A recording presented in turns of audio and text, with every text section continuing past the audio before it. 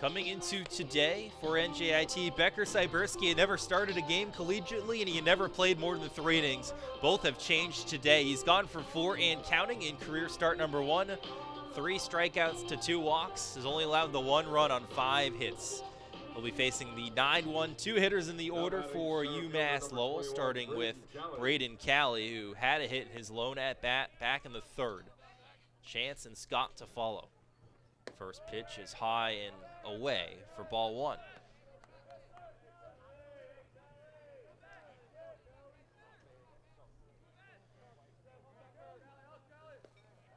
Calley now 3 hits in this weekend series. He has 1 in every game. 1 of 2 with an RBI last night. He scored twice while going 1 of 3 on Friday. So far he's 1 of 1.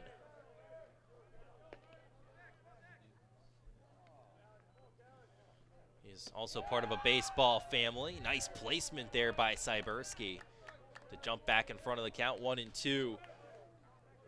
His brother Andrew plays at Assumption. Evan is over at Keene State up in New Hampshire, and Ty plays at Roger Williams. So a lot of New England connections there. Holding back is Calley, and that'll even the count at 2-2.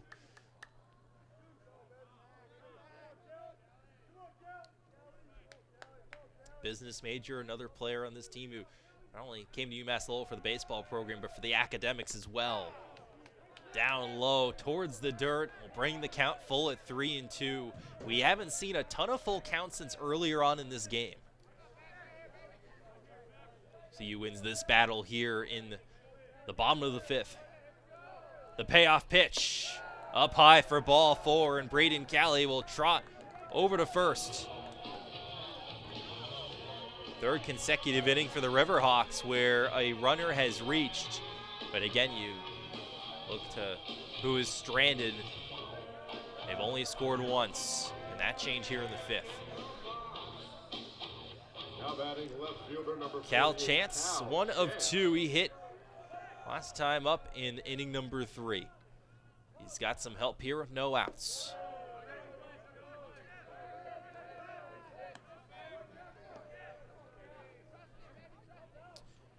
Going into this weekend, again, UMass Lowell has won each of the previous 2 games of this series, 11-2 Friday night after jumping out 4-0 in the 1st inning, and then very different game, come from behind fashion last night, and the walk-off 4-3 victory through 10 innings. Up until that point, the Riverhawks had lost 5 consecutive games in the head-to-head series, including a America East tournament game in Vestal, New York, a couple of years back. That one splits the infield. Cal Chance will reach again.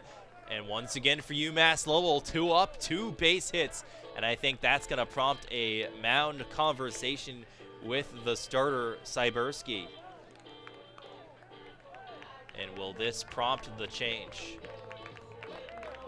Looks like it will. So the day is over for the freshman pitcher. A successful first start for Becker Cyberski, and we'll learn who's up next for the Highlanders on the other side of the break.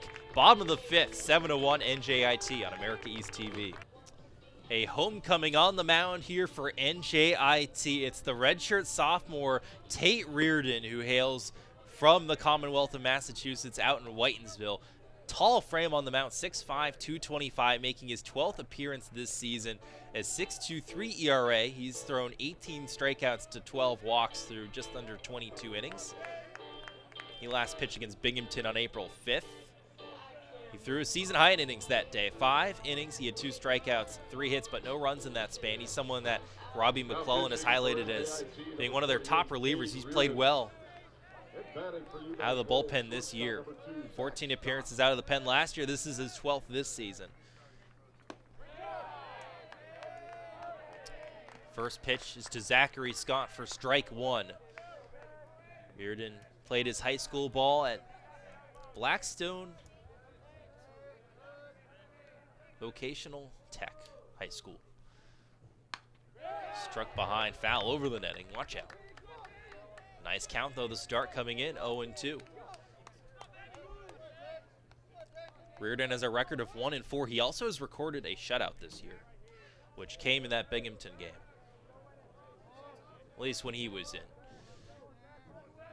Does have 2 runners to worry about here with no outs. That'll change here. A strikeout against Zachary Scott. Scott has now struck out all 3 of his at-bats. Nice start of the game for Reardon. There's your first out. In case you're wondering, Tate Reardon is the only Massachusetts native on this NJIT roster. Cool moment for him. First appearance of this weekend series. But again, still a lot of work to do, and it's now Sean O'Leary who has threatened today. He had a double earlier on. He's 1 of 2. 2 runners on right now for the Riverhawks, including Braden Cali, and then Cal Chance. Cali is 180 feet away from a potential second run for the Riverhawks. A strike again to begin the count. Couple glances, now the throw and the run over to third. Is he there in time? Yes, he is. Stolen base successful for the Riverhawks. Both runners advance. And that was Braden Cali going to work. Stolen base number 5 on the season for him. He's 5 of 6. Meanwhile, Cal Chance makes his way to second. So that leaves first open with just 1 out in the 1-1. All less of a chance to steal here. Dropping it in, and when a pitcher comes in as red hot as Reardon did against his first batter, that's how you can throw him off. Play some games on the base paths with runners. You have a couple of them here. They want to take advantage, not strand more than they need to here. The 2-1, just off the tip of the bat, foul. 2s across the board now.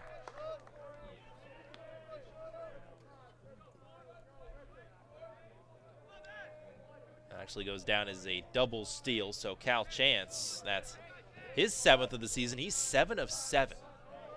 Not a bad start. Stealing bags for him this year. 2-2, bouncing into foul territory up the first base side. Braden Cali so eager to score, he was halfway there.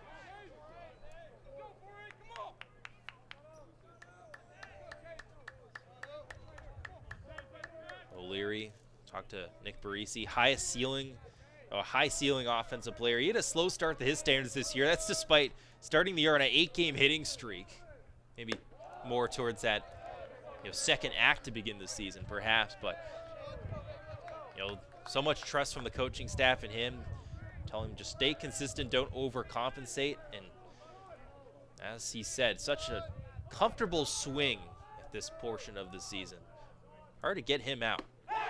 Yep, he did it right there. Strike 3. That's a couple quick outs recorded. 2 Ks against 2 batters for Tate Reardon.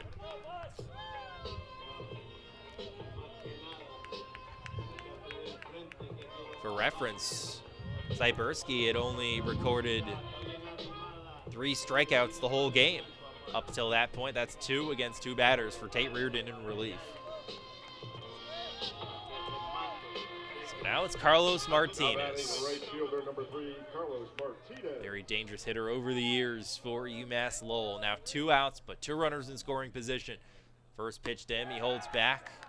Paints the outside edge, 0-1.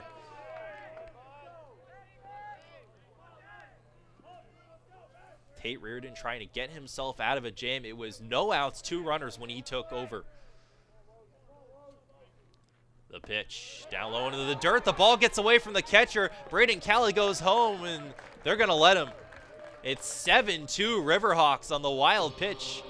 The first big blemish for Reardon here after entering in relief. That puts Cal Chance now 90 feet away.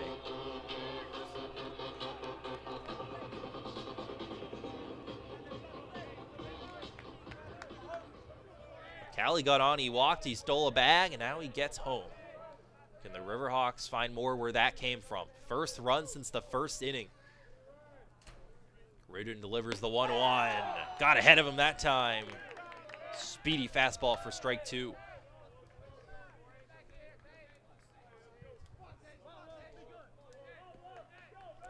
NJIT looking for their 3rd conference win and avoid the sweep. That's what's on the line for them today. The 1-2 popped up high and behind foul.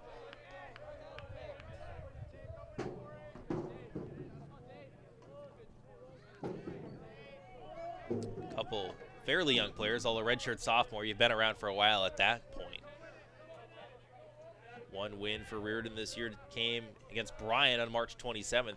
Just under 2 innings pitched, 1 strikeout, 2 hits, 1 run in that game. The 1-2, catcher able to just get his glove there, Campbell. Otherwise, perhaps more disaster. Instead, it brings the count to 2-2. The Rocks trying to find some more runs before this inning comes to a close. 2 outs, 2 balls, 2 strikes. Here's the pitch. Fouled off the edge of the bat, off the dirt.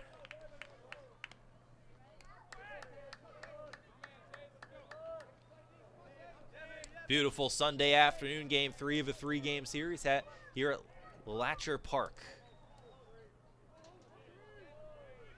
It's been NJIT in front the whole way to this point. The 2-2. Popped high in the air. This will be playable in the direction of left. Underneath it is Francis. He makes the squeeze, and that puts away the side. Riverhawks find 1 more run on a wild pitch, but other than that, outstanding pitching from Tate Reardon, and we go to the 6th inning. It's 7-2, NJIT on top on America East TV.